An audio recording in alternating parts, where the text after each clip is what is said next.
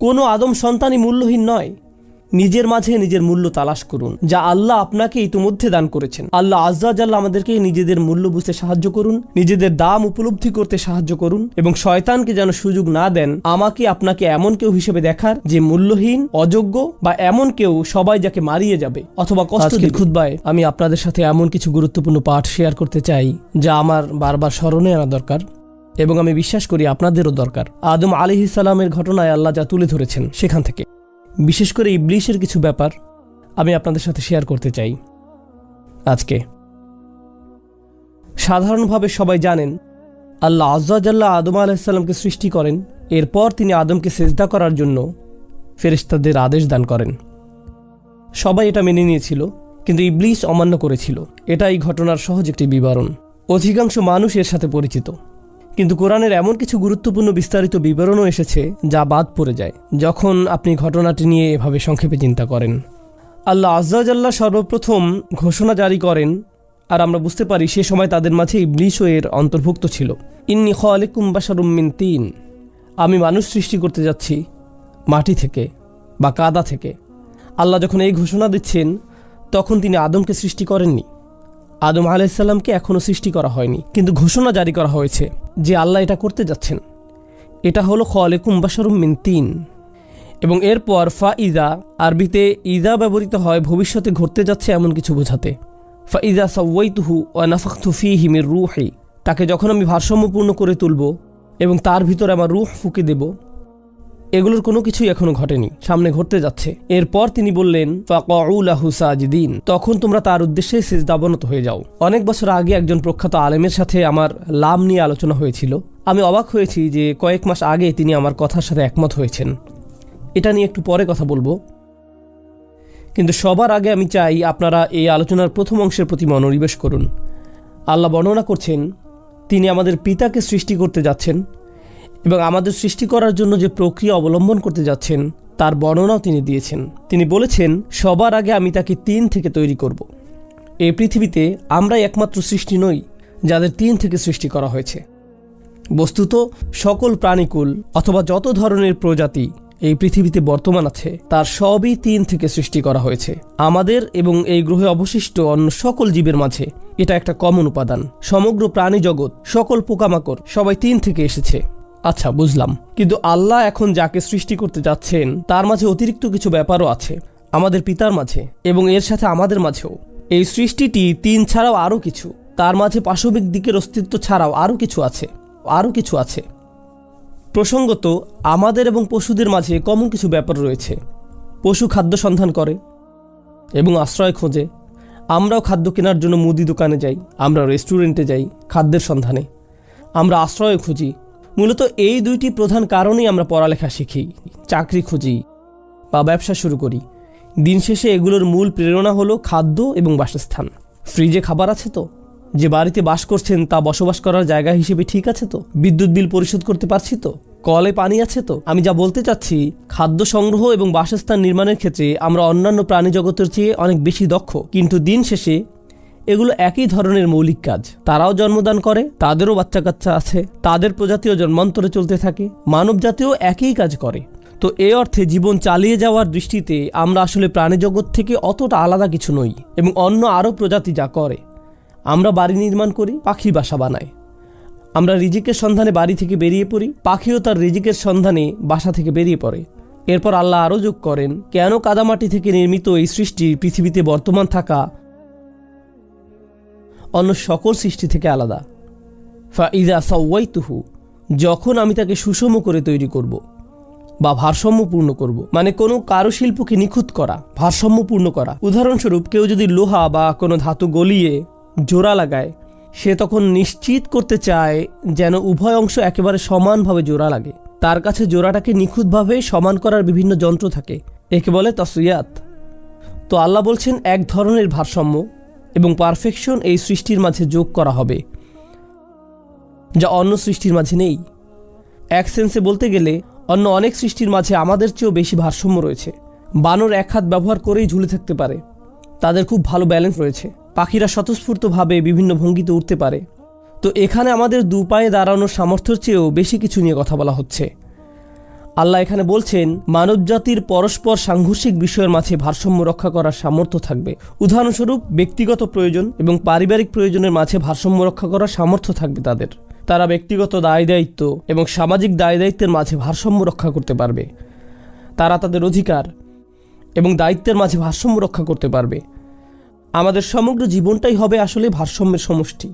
বর্তমানে $মাল্টি-মিলিয়ন এমন সব প্রতিষ্ঠান রয়েছে যেখানে ভারসাম্য শিক্ষা দেওয়া হয়। সফল মানুষেরা, সফল ব্যবসায়ীরা, বড় বড় কর্পোরেশনের কর্মকর্তারা চাকরি জীবনের মাঝে ভারসাম্য রক্ষা করা শিখতে এসব সেমিনারে যোগ দেয়, তাই না? ব্যালেন্স অর্জন করতে। আল্লাহ বলছেন এই মানুষের এমনভাবে জীবনযাপন করার সামর্থ্য থাকবে যে জীবন হবে সব দিক থেকে সমান, ভারসাম্যপূর্ণ। আল্লাহ বর্ণনা করছেন ভারসাম্য রক্ষা করার এই গুণটি মানুষের অন্যতম একটি মহৎ গুণ হবে, যা তাকে বিস্ময়কর করে তুলবে। তাহলে প্রথমত তিনি মানুষকে অন্য সব প্রাণীর মতো করে সৃষ্টি করেছেন। তারপর এই মানুষের সবকিছুর মাঝে ভারসাম্য রক্ষা করার চমকপ্রদ এক গুণ থাকবে। এই সবকিছুর উপরে ওয়ানাফাখতু ফীহি মির রূহি। প্রসঙ্গত আরও সামনে এগিয়ে যাওয়ার পূর্বে ভারসাম্য নিয়ে আরেকটি কথা বলতে চাই। ভারসাম্য হলো আমাদের আবেগ, অনুভূতি এবং চিন্তা শক্তির মাঝে। এর মানে কি? চলুন একটি ব্যাখ্যা করি। ক্ষুধার্ত কুকুর সামনে কোনো খাবার দেখলে এর প্রতি ঝাঁপিয়ে পড়ে এবং কামড় বসিয়ে দেয়। সে ফলাফল নিয়ে চিন্তা ভাবনা করে না। এখানে আছে শুধু অন্তরের ইচ্ছা, আর কিছু না। কিন্তু মানুষ লোভনীয় কিছু একটার দিকে তাকিয়ে বলতে পারে, না এটা অবৈধ, না ওইটা হারাম, না এটা করা যাবে না। তার বিবেক বুদ্ধির কর্মতৎপর হয়ে ওঠে। সে ফলাফলের কথা ভেবে থেমে যেতে পারে, ইতিমধ্যে দেরি করে ফেলেছেন, এখন আবার রাস্তায় লাল বাতি। এমন সময়ও ভারসাম্য রক্ষা করার সামর্থ্য আপনার আছে। তাড়াতাড়ি অফিসে যাওয়ার আগ্রহ যেমন আছে, ঠিক তেমনি আইন মেনে চলার বুঝও আপনার আছে। আমরা আমাদের চিন্তা এবং আবেগের মাঝে ভারসাম্য রক্ষা করে চলতে পারি, অন্য সৃষ্টির মতো নয় যারা কোনো একটা আবেগ জাগ্রত হলেই তা পূর্ণ করার জন্য ঝাঁপিয়ে পড়ে, প্রতিক্রিয়া দেখায়। কিন্তু আমরা ফলাফল নিয়ে ভাবতে পারি, দীর্ঘমেয়াদী চিন্তা করতে পারি, আমরা নিজেদের থামিয়ে দিতে পারি, ভারসাম্য রক্ষা করে চলতে পারি। কোরআনে আমাদের বুদ্ধির নামও ঠিক এভাবে এসেছে, আল হিজর, আন্নুহা। আমাদের বুদ্ধির বর্ণনা দিতে এই শব্দগুলো ব্যবহার করা হয়েছে। হিজর মানে শিলা, পাথর, কারণ পাথর সামনে এগিয়ে যাওয়ার ক্ষেত্রে বাধা তৈরি করে। আর নুহা মানে প্রতিনিষেধ, কারণ আমাদের বুদ্ধি আমাদেরকে বোকার মতো কিছু করতে বাধা দান করে। এটি প্রতিবন্ধকতা সৃষ্টি করে। কখনো কখনো আমি আপনি অতিরিক্ত আবেগতাড়িত হয়ে বোকার মতো কোনো সিদ্ধান্ত নিয়ে ফেলি, বা আমরা এমন কিছু বলে ফেলি যা আমাদের বলা উচিত না, বা এমন কিছু করে ফেলি যা করা উচিত না। আমরা আমাদের আবেগকে ভারসাম্যহীন হতে দিয়েছি। আল্লাহ আয্যা ওয়া জাল্লা এখানে বলছেন এমন সব মুহূর্তে ভারসাম্য রক্ষা করার বিস্ময়কর সামর্থ্য মানুষের থাকবে। এরপর তিনি বলেন ওয়ানাফাখতু ফীহি মির রূহি, আর তার ভিতরে আমার রূহ ফুঁকে দিব। অর্থাৎ রূহ যা আল্লাহ বিশেষভাবে ডিজাইন করেছেন এই মানুষের জন্য, বিশেষ আধ্যাত্মিক সম্পর্ক, বিশেষ জিনিস যা এই মানুষকে অনন্য উপায়ে মানুষকে আল্লাহর সাথে সম্পর্ক যুক্ত করবে, অসাধারণ শক্তিশালী উপায়ে। আর এই জিনিসটাই মানুষের ভেতরে থাকবে। তো এই রূহ মানুষের ভেতরে থাকবে, অন্যান্য প্রজাতি বা প্রাণীর মতো নয়। বিশেষ ধরনের এক আধ্যাত্মিক আলো মানুষের ভিতরে থাকবে। সুতরাং মানুষকে সৃষ্টি করা হয়েছে তিনটি জিনিসের সমন্বয়ে। তাকে মাটি থেকে তৈরি করা হয়েছে, তাকে ভারসাম্য সহ তৈরি করা হয়েছে, এবং তাকে রূহ দিয়ে সৃষ্টি করা হয়েছে। তিনটি উপাদান আল্লাহ বর্ণনা করেছেন এই আয়াতে। আর তিনি ফেরেশতাদের এগুলো জানিয়ে দিয়েছেন যে এই তিনটি অংশ মানুষকে বিস্ময়কর করে তুলবে। ফাকউ লাহু সাজিদিন, তখন তোমরা সিজদাবনত হয়ে যাও। আল কোরআনে যদি সিজদার উল্লেখ নিয়ে অধ্যয়ন করেন, সমগ্র কোরআনে যদি অনুসন্ধান চালান যে কোথায় আল্লাহ সিজদা নিয়ে কথা বলেছেন, সিজদা নিয়ে কথা বলেছেন তখন যখন বিস্ময়কর কিছু ঘটে, যখন কোনো মিরাকল ঘটে, যখন জাদুকরেরা দেখলো যে মূসা আলাইহিস সালামের লাঠি সাপে পরিণত হয়ে গেল এবং খেয়ে ফেললো। মা ইয়াফিকুন, তারা যা কিছু বানিয়েছিল তার সব কিছু তারা নিজেদের আর থামিয়ে রাখতে পারেনি, তারা সিজদায় অবনত হয়ে গেল। যখন খ্রিস্টানরা রাসূল সাল্লাল্লাহু আলাইহি সাল্লামের সাথে সাক্ষাৎ করতে এলো, তারা কোরআনের তিলাওয়াত শুনল। তারা আ'ইনুহুম তাফিদু মিনাদ দাম'i, তুমি দেখবে তাদের চোখ অশ্রুতে ভেসে যাচ্ছে। ইয়াখিরুনা লিল আযকানি সুজদা, তখন তারা সিজদায় লুটিয়ে পড়ে, কারণ তারা কোরআনের অলৌকিকতায় এতটাই অভিভূত হয়ে পড়েছিল। রাসূল সাল্লাল্লাহু আলাইহি সাল্লামের সিরাতে একটি ঘটনা আছে। কাফিররা শুনছিল, তারা কোরআনে বিশ্বাস করে না, তবুও তারা শুনছিল। আনজারতুকুম সাইকাতান মিসলা সাইকাতি আদিম ওয়া সামুদ, যখন আয়াত অবতীর্ণ হলো, আমি তোমাদের বজ্রপাতে ধ্বংস হওয়ার সতর্ক করছি। আদ সামুদ জাতির নিকট আসা বজ্রপাতের ন্যায়। তারা নিজেদের থামিয়ে রাখতে পারেনি, তারা সিজদায় লুটিয়ে পড়ে। কোরআন বারবার বর্ণনা করছে যখন বিহবল কিছু ঘটে, যখন অবিশ্বাস্য কিছু ঘটে, যা আল্লাহ ঘটান আর যা কেবল আল্লাহর পক্ষেই ঘটানো সম্ভব, তখন মানুষ আল্লাহর শক্তিমত্তাকে এতটাই উপলব্ধি করে যে তাদের উভয় হাঁটু ভাঁজ হয়ে যায়, অহংকার ধূলিসাৎ হয়ে যায়, আর এই কপাল যা আমাদের অহমিকা বহন করে মাটিতে লুটিয়ে পড়ে। ঐতিহাসিকভাবে সকল সংস্কৃতিতে এই কপাল হলো দাম্ভিকতার জায়গা। এজন্য রাজারা কপালে মুকুট পরেন, কবজিতে না। এখনকার সময় অবশ্য মানুষ উচ্চ স্ট্যাটাসের চিহ্ন হিসেবে হাতে দামি ঘড়ি পরে, কিন্তু ঐতিহাসিকভাবে সকল সংস্কৃতিতে অহংকার প্রকাশের স্থান কোনটি? কপাল। যা কপালে পরা হয়, পাগড়ি কপালে পরা হয়, মুকুট কপালে পরা হয়, এর মাধ্যমে আপনার পদমর্যাদা প্রকাশ পায়। আজকের দুনিয়াতেও এমন কিছু দেশ আছে যেখানে নির্দিষ্ট ধরনের পাগড়ি আছে, যেটা শুধু স্থানীয়দের জন্য নির্ধারিত। আপনি যদি পরেন, ঝামেলায় পড়ে যাবেন। আপনি অন্য রঙেরটা পরতে পারবেন, কিন্তু তাদের রঙেরটা পরতে পারবেন না। এটা তাদের রং। এই কপাল আমাদের গৌরব প্রকাশের স্থান, আমাদের সামাজিক পদমর্যাদা প্রদর্শনের স্থান। এই সমস্ত কিছু মাটি হয়ে যায় যখন আপনি আল্লাহর ক্ষমতা উপলব্ধি করতে পারেন, তখন সাথে সাথে সিজদায় লুটিয়ে পড়েন। কোরআন এই ব্যাপারটাই বারবার তুলে ধরেছে। আল্লাহ এখানে সমস্ত ফেরেশতাদের নিকট দাবি জানাচ্ছেন। ফেরেশতাদের একটা ব্যাপার মনে রাখা গুরুত্বপূর্ণ। ফেরেশতারা যে শুধু দৃশ্যমান বাস্তবতা দেখতে পায় তাই নয়, তারা তো অদৃশ্য জগতের এক সৃষ্টি, যা আমাদের নিকট অদৃশ্য, যেমন আল্লাহর আরশ। আমাদের নিকট যা অদৃশ্য, যেমন জিন জাতি। আমাদের নিকট যা অদৃশ্য, যেমন মহাবিশ্বের গোপন বিষয়। এর অনেক কিছুই ফেরেশতারা দেখতে পান। তারা আকাশগুলোর ভেতর দিয়ে ভ্রমণ করেন। তো আমরা হয়তো একটি পর্বত দেখে চমৎকৃত হয়ে যাই, বা সমুদ্র দেখে, বা ঝর্ণা দেখে দৃশ্যমান জগৎ আমাদের অভিভূত করে ফেলে। কেউ যখন মহাবিশ্ব নিয়ে অধ্যয়ন করে আর ইলেকট্রন মাইক্রোস্কোপ দিয়ে দেখে, তারা দৃশ্যমান মহাবিশ্বের বিশালতা দেখে হতভম্ব হয়ে যায়। ভাবতে পারেন, দৃশ্যমান মহাবিশ্বের সাথে সাথে যারা অদৃশ্য জগৎও দেখছেন, আল্লাহ যা করেন তা দেখে কতটা অভিভূত তারা। উপরন্তু তারা আল্লাহর সাথে যোগাযোগ করতে পারেন। আল্লাহ সরাসরি ফেরেশতাদের সাথে কথা বলেন। তাদের আল্লাহর সাথে উভয় দিক থেকে যোগাযোগ আছে। আর আল্লাহ তাদেরকে বলছেন, এই সৃষ্টিটি এতই বিস্ময়কর যে সুবিশাল মহাবিশ্ব তিনি সৃষ্টি করেছেন, যত কিছু তিনি রেখেছেন, এই অত্যাশ্চর্য দৃশ্যমান এবং অদৃশ্য কাউন। তিনি বলছেন, এই সব কিছুর মাঝে এই একটি সৃষ্টি এতই শক্তিশালী যে তোমাদের প্রত্যেকেরই বিস্ময় অভিভূত হয়ে যাওয়া উচিত তিনি যেভাবে আদমকে সৃষ্টি করেছেন তা দেখে। যে তোমরা সিজদায় লুটিয়ে পড়ো, তোমাদের হতভম্ব হয়ে যাওয়া উচিত। আল্লাহর এই অত্যাশ্চর্য সৃষ্টি দেখে হতভম্ব হয়ে যাওয়া উচিত। এবং এর ফলে আল্লাহর সকল ফেরেশতা, ফাসাজাদাল মালাইকাতু কুল্লুহুম আজমাউন, তাদের সবাই একসাথে সিজদায় লুটিয়ে পড়ল। ব্যাপারটা হলো, যখন মূসা আলাইহিস সালামের লাঠি দিয়ে মিরাকল ঘটল, তখন কয়েকজন জাদুকর সিজদায় লুটিয়ে গেল।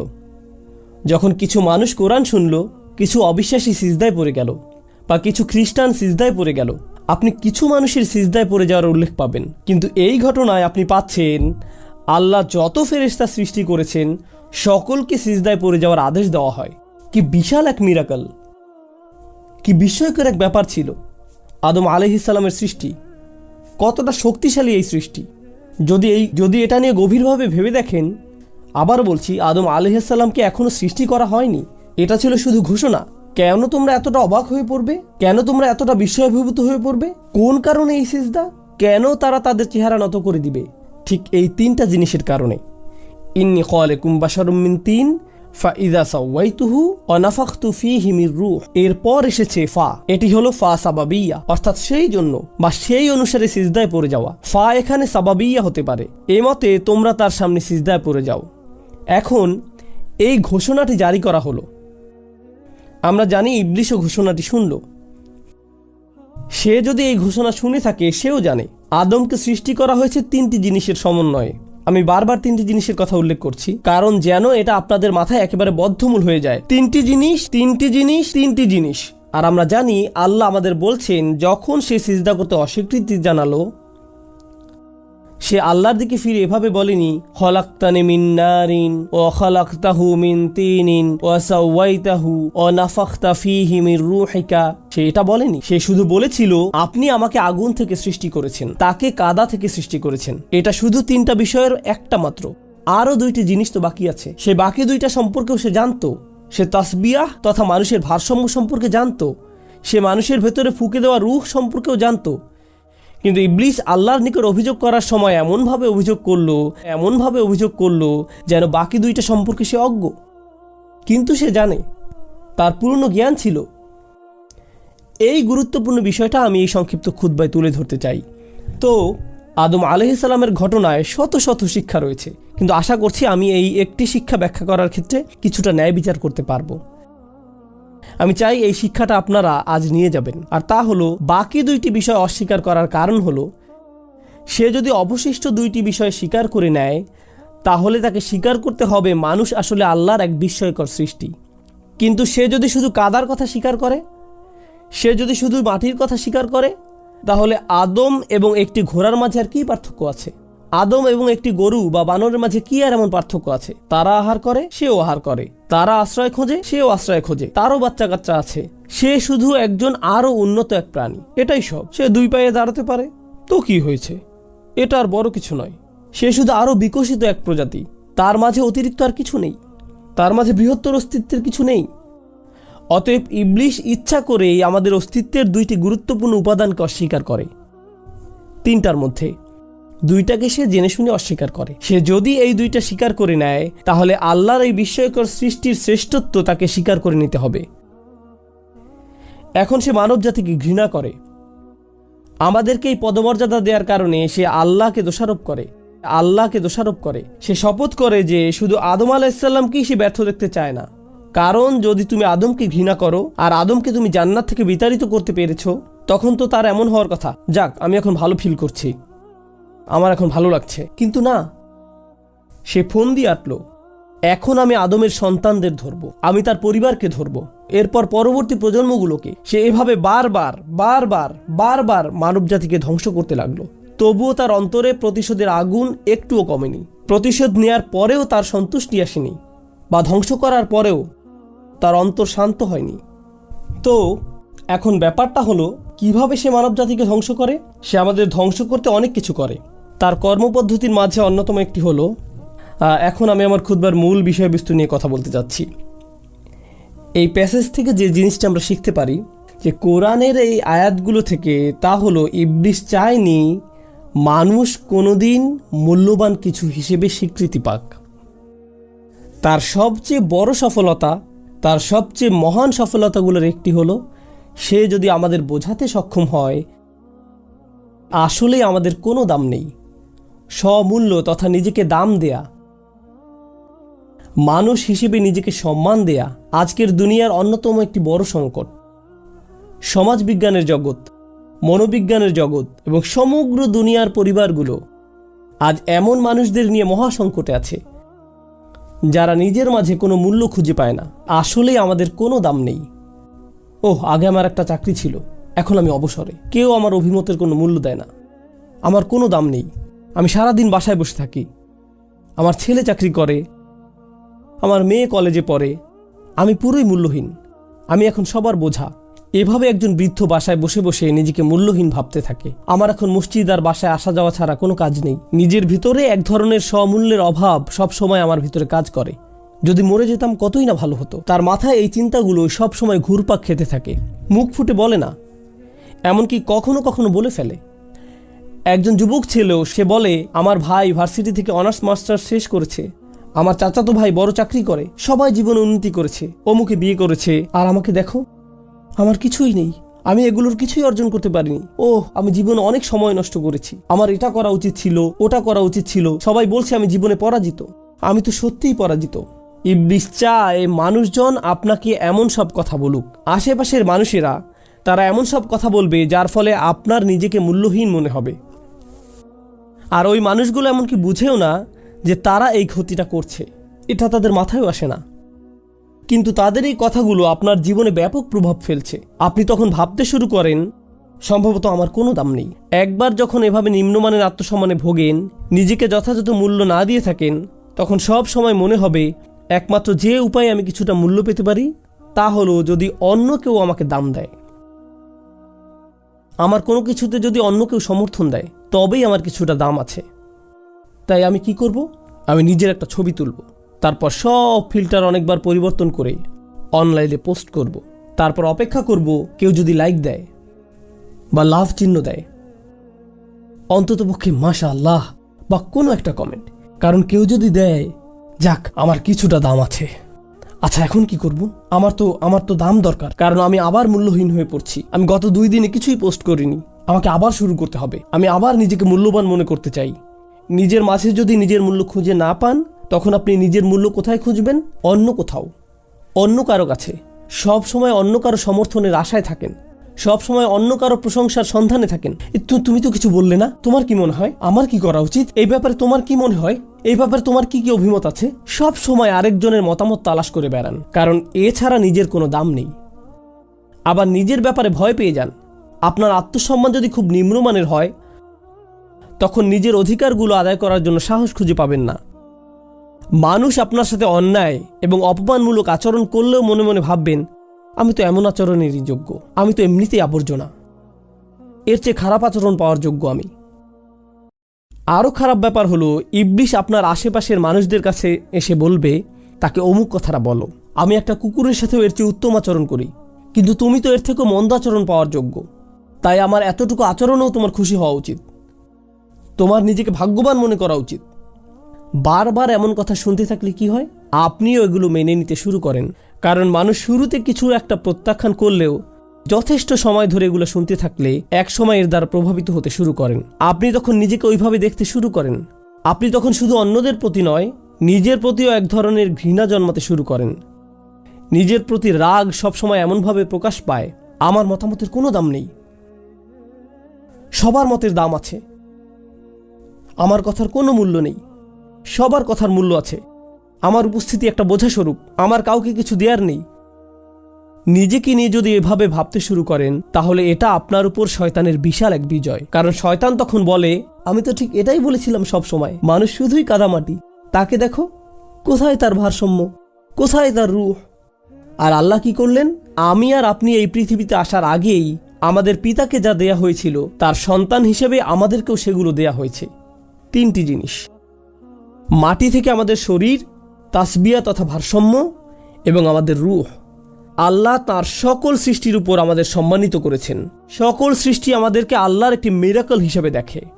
সকল সৃষ্টি আমাদেরকে আল্লাহর একটি মিরাকল হিসেবে দেখে। সকল ফেরেশতাদের সিজদা পাওয়ার যোগ্য।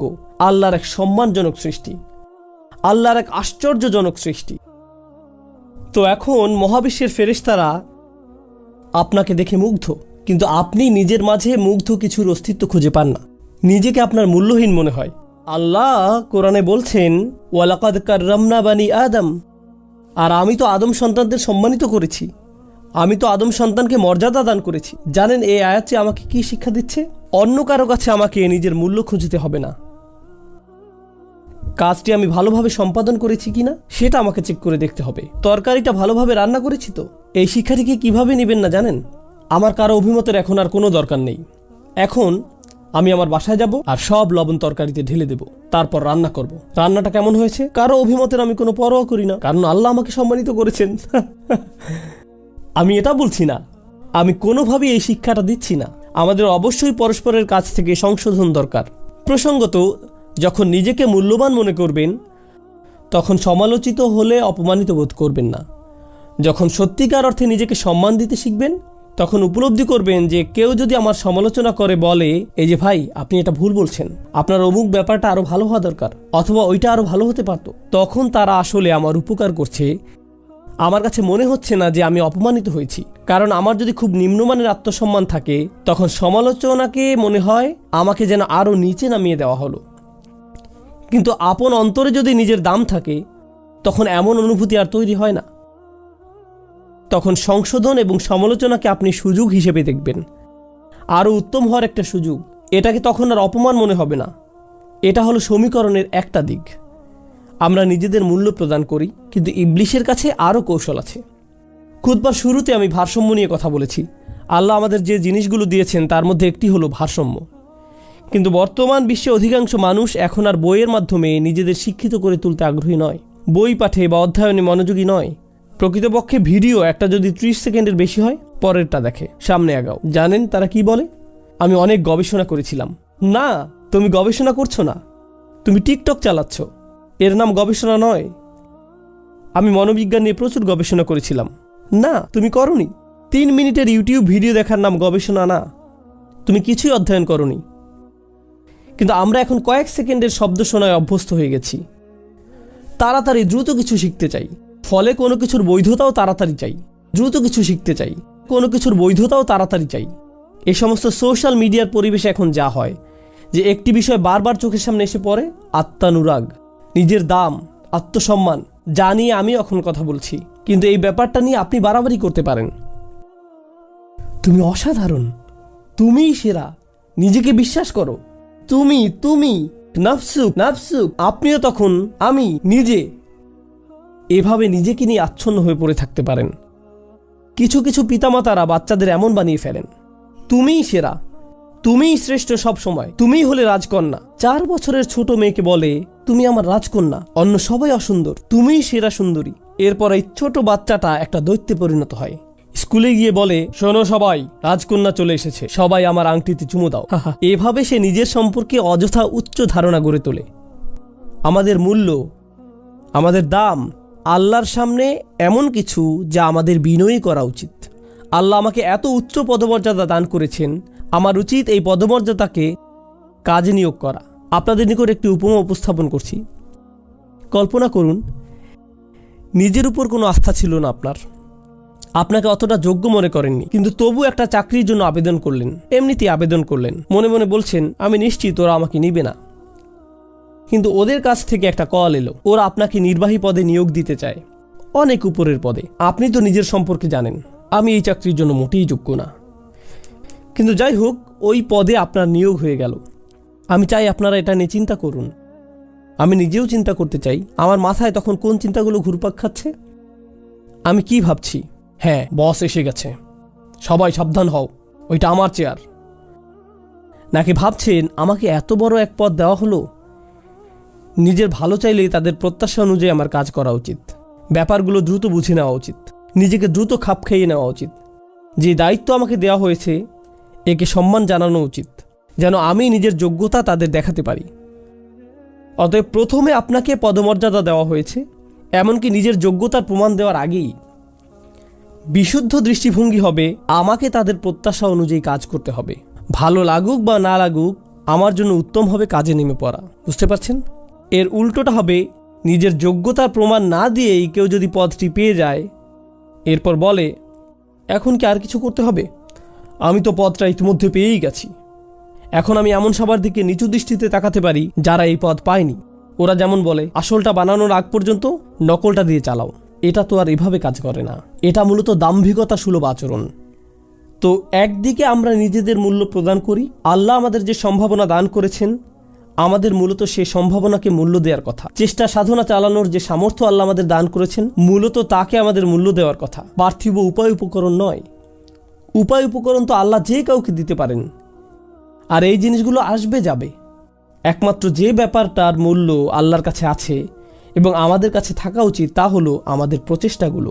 ওয়া আল্লাইসা লিল ইনসানি ইল্লা মা সাআ, শেষ বিচারের দিন মানুষের কাছে মূল্যবান কিছুই থাকবে না, শুধু তাদের প্রচেষ্টাগুলো ছাড়া। একমাত্র এটাই। এজন্য ভারসাম্য স্থাপন করতে হবে আত্মবিশ্বাস এবং বিনম্রতার মাঝে। কারণ নিজেকে অতিরিক্ত মূল্যবান মনে করলে তা দাম্ভিকতায় পরিণত হতে পারে, আর অতিরিক্ত বিনম্র হলে ভাবতে শুরু করবেন আমি কেউ না, কিছুই না। আপনাদের এমন একটি উদাহরণ দিচ্ছি যেটা আমি ইসলামী পরিমণ্ডলে দেখেছি। অনেক বছর আগে আমি একটি ভার্সিটিতে গিয়েছিলাম, সেখানে প্রায় কোনো মুসলমান ছিল না। 5-6 জন মুসলিম যুবক ছাত্র উপস্থিত হলো। ধরুন 100 মাইলের মধ্যে কোনো মসজিদ ছিল না, এজন্য তাদের নিজেদেরকে জুমার নামাজের আয়োজন করতে হয়েছিল। এই 5 জন তরুণকে, তাদের মাঝে একজন ছিল হাফেজে কোরআন। স্পষ্টত তার উপরে দায়িত্ব এসে পড়ল প্রস্তুতি নেয়ার, কিছু শেখা, যেন খুতবা দিতে পারে এবং নামাজের ইমামতি করার। কিন্তু সে করবে না, সে রাজি হলো না। জিজ্ঞেস করা হলো, কেন তুমি খুতবা দিতে চাও না? ভাই, আমি কিছুই জানি না, আমি শুধু একজন ফকির। আমি জানি আল্লাহর সামনে আমি খুবই মূল্যহীন। আমি কিভাবে মিম্বারে দাঁড়াবো যেভাবে রাসূলুল্লাহ সাল্লাল্লাহু আলাইহি ওয়াসাল্লাম দাঁড়াতেন, কারণ আমি জানি আমি এমনকি ওলামাদের পায়ের ধুলোর সমানও নই। এভাবে সে বিনম্রতা নিয়ে বিশাল এক বক্তব্য দেওয়া শুরু করলো। কিভাবে না না না, আমি কিছুই না, আমার দাম নেই, আমি একটা অপদার্থ। আমি বললাম, আমি জানি তুমি একটা অপদার্থ, কিন্তু তবুও ব্যাপারটা হলো তুমি যদি এটা না করো, এই ছেলে ইংরেজিতে নামাজের ইমামতি শুরু করবে। সে হাত তুলে বলবে গড ইজ গ্রেট, এরপর সে এইভাবে পড়াবে। তাই তোমাকে এগিয়ে আসতে হবে ভাই, তুমি এমন একটা পরিস্থিতিতে পড়ে গেছো, এর সাথে অহংকারের কোনো সম্পর্ক নেই। তুমি আত্মবিশ্বাসের প্রয়োজন আর অহংকারের মাঝে একটা তালগোল পাকিয়ে ফেলেছো। এখন আত্মবিশ্বাস প্রদর্শনের সময়, কিন্তু অতিরিক্ত আত্মবিশ্বাস আবার সমস্যা তৈরি করবে। মনে করুন সে খুতবা দেওয়া শুরু করলো, আর কেউ এসে বলল, ভাই এ সপ্তাহে একজন আলেম খুতবা দিবেন। সে তখন উনি কেন আমার স্থান দখল করে নিচ্ছেন? আমি খুতবা দিতে ভালোবাসি, ওনাকে কেন আমার জায়গা দিতে হবে? তাকে কি শনিবারে খুতবা দিতে বলতে পারো না? আমি জানি না বিকল্প আছে কিনা, কারণ আমি প্রধান স্টেজে থাকতে থাকতে অভ্যস্ত হয়ে গেছি। এটা হলো অহংকার। অতএব একদিকে আছে আত্মবিশ্বাস, অন্যদিকে আছে বিনম্রতা। এ দুটোর মাঝে ভারসাম্য প্রতিষ্ঠিত হতে হবে। আল্লাহ আজ্জা জাল্লা ঠিক এটাই বর্ণনা করছেন যে মানুষের বিস্ময়কর গুণগুলোর মাঝে এটা হবে অন্যতম। আল্লাহ আমাদের ভেতরে এটা স্থাপন করে দিয়েছেন। একদিকে আছে আধ্যাত্মিক জগৎ, অন্যদিকে আছে বস্তুগত জগৎ। একদিকে আছে আত্মবিশ্বাস, অন্যদিকে আছে বিনম্রতা। উভয়ের মাঝে আছে তাসবিয়া। সব সময় এক প্রান্তে আল্লাহ উল্লেখ করছেন কাদামাটির কথা, আর অন্য প্রান্তে রূহের কথা। দুইটি বিপরীতমুখী বৈশিষ্ট্য। আর ঠিক মাঝখানে তিনি ভারসাম্যের কথা উল্লেখ করছেন। ফাইদা সাওয়াইতুহু নাফাখতু ফীহি মির রূহ। সুবহানাল্লাহ। আমাদের সমগ্র জীবন তো এই ভারসাম্য খুঁজে পাওয়ার সংগ্রামে ব্যয়িত হওয়ার কথা। সত্যিকারের মূল্য আমাদের নিজেদের ভিতরে, যেন আমরা অন্য মানুষের মাঝে এটা খুঁজে না ফিরি, বস্তুগত জিনিসের মাঝে খুঁজে না ফিরি, সোশ্যাল মিডিয়ার পোস্টের মাঝে খুঁজে না ফিরি, বা এঙ্গেজমেন্ট বা ফলোয়ারের মাঝে। আমরা নিজের মূল্য নিজের পরিধেয় বস্ত্রের মাঝে না খুঁজি। আমরা যেন মূল্য খুঁজি আমরা আল্লাহ আজ্জা ওয়া জাল্লাকে কি কি দিতে পারি তার মাঝে। আপনি যদি একজন বৃদ্ধ মানুষ হয়ে থাকেন বা অবসরপ্রাপ্ত হয়ে থাকেন, আর আপনার মনে হয় পৃথিবীকে দেওয়ার মতো আপনার কিছুই নেই, এভাবে চিন্তা করা বন্ধ করুন। আমাদের প্রত্যেকে এই দুনিয়া থেকে বিদায় নেওয়ার দিন পর্যন্ত একজন শিক্ষার্থী। এমন কোনো বয়স নেই যে বয়সে ধর্মীয় শিক্ষা অর্জন বন্ধ করতে হবে। আপনি যত বেশি শিখবেন তত বেশি নিজেকে সমৃদ্ধ করবেন, আর নিজে যত বেশি সমৃদ্ধ হবেন প্রকৃতগতভাবে আপনার চারপাশের দুনিয়াও এতে বেশি সমৃদ্ধশালী হয়ে উঠবে। আরও বেশি প্রজ্ঞা আপনি পৃথিবীকে দিতে পারবেন। এক ব্যক্তি, শেষ এই বিষয়টাই আজ আপনাদের সাথে শেয়ার করব। আমার পরিচিত এক ভদ্রলোক সম্প্রতি মারা গেছেন। এক বয়স্ক লোক, যিনি বহু বছর পূর্বে চাকরি থেকে অবসর নিয়েছেন, এরপর নিজের ঘরেই থাকতেন সবসময়। তিনি তার সমগ্র দিন অধ্যয়ন এবং জ্ঞান অর্জনে, অধ্যবসায় এবং শেখার কাজে ব্যয় করতেন। যখন তিনি পরপারে চলে গেলেন, তার সন্তানেরা, তার তো আর চাকরি ছিল না। যদি ওনার দিকে দুনিয়াবী দৃষ্টিতে তাকান, উনি ছিলেন পরিবারের জন্য অর্থনৈতিক বোঝাস্বরূপ। তাকে নিয়ে আমরা কি করব, কে তার যত্ন নিবে? কিন্তু পক্ষান্তরে উনি যখন মারা গেলেন, ওনার ছেলে মেয়েরা, ওনার নাতি নাতনিরা, তারা সবাই ওনার কোন কোন ব্যাপারগুলো স্মরণে আনত, যে বিষয়গুলো তিনি পড়তেন এবং সবার সাথে শেয়ার করতেন, যে প্রজ্ঞাপূর্ণ কথাগুলো উনি শেয়ার করতেন, জ্ঞানের এই ছোট ছোট কথাগুলো। আপনি জানেন না, হয়তো তার নাতি নাতনির জীবন পরিবর্তন করে দিতে পারে। আল্লাহ যেমন ইউসুফ আলাইহিস সালাম সম্পর্কে বলেছেন, লাউলা আর রাআ বুরহানা রব্বিহি। ইউসুফ আলাইহিস সালাম সামান্য কিছু উপদেশ শুনেছিলেন তার পিতা ইয়াকুব আলাইহিস সালামের নিকট থেকে। যখন তিনি ছোট ছিলেন, অনেক অনেক বছর ধরে তিনি ইসলামের উপর অটল ছিলেন। তার একমাত্র তারবিয়া ছিল বহু বছর আগে তার পিতার কাছ থেকে শোনা কিছু জ্ঞানগর্ভ কথা, ঠিক না? সুতরাং কোনো ভালো কাজই মূল্যহীন নয়, কোনো ভালো প্রচেষ্টাই মূল্যহীন নয়, কোনো আদম সন্তানই মূল্যহীন নয়।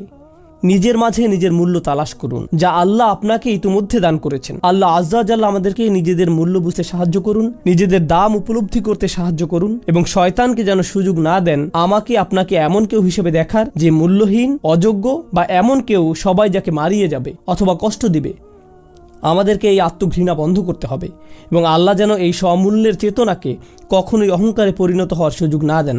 বারাকাল্লাহু লি ওয়া লাকুম ফিল কুরআনিল হাকিম ওয়া নাফা'নি ওয়া ইয়্যাকুম বিল আয়াতি ওয়া যিকরিল হাকিম।